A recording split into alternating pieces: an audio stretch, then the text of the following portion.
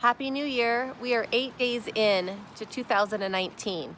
And Jess and I are talking a lot about our resolutions and wondered how you're doing with yours. Yes.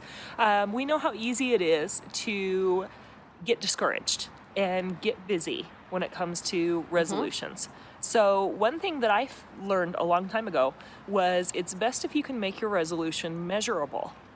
So, instead of, for instance, you want to lose weight.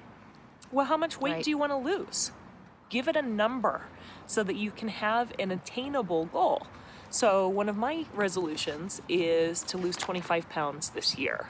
So, what I did is I broke it down because 25 pounds, gosh, that seems like a lot and that seems discouraging. So, I broke it down to know that I need to lose 1 pound every 2 weeks. And so, every 2 weeks, all I need to do is focus on losing that 1 pound. So, if you find yourself discouraged, try breaking your resolution down into smaller steps and smaller goals and making it measurable. It seems much more obtainable to do it that way.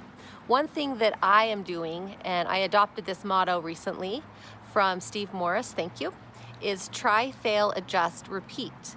So there's going to be days where I make a mistake, or I don't eat healthy, or I skip my exercise, or I don't get to my yoga practice. And on those days, I allow that mistake and I continue on because I'm going to try, fail, adjust, and repeat all the time, because that's what we all do every day. And it is much easier to change just one day than your whole life. So I'm focusing on one day at a time. That's great.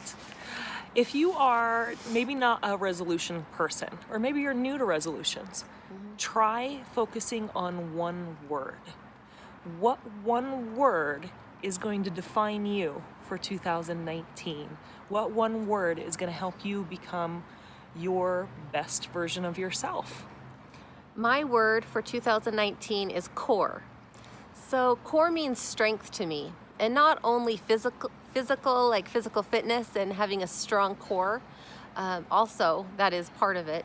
But also, it means coming from a strong foundation and coming from a place where I believe in myself and my strength. My one word for 2019 is authentic. I don't know about any of you, but there have been times in my life where it's almost like you go through an identity crisis. You get married, and now suddenly you are the wife or the husband. Or when you have children, suddenly you are mom or dad. And you kind of lose your sense of self because that's how you're looked upon. Your children look at you and you're just mom.